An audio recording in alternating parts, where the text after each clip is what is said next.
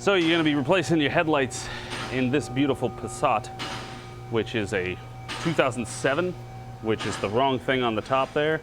It's this car here, 2007 Volkswagen Passat Wolfsburg Edition. So you take off the bumper cover and then you have access to the headlights. The bumper cover has two 10mm here that you reach from up inside. Then you just take off all the surrounding bolts all around and the bumper cover will come off. You unplug the gaggle harness right here, so you can do that before you take the bumper off. Makes it a little easier. And then you have to get off this little bracket piece, and this thing will sit here as such. And I think this is the wrong side. That is correct, because this is how it goes. This will sit here. There's three T30s, those right there.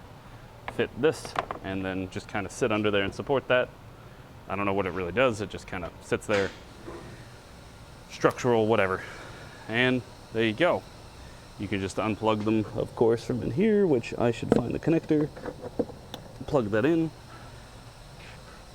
And we have headlights that are installed. We already got this one out.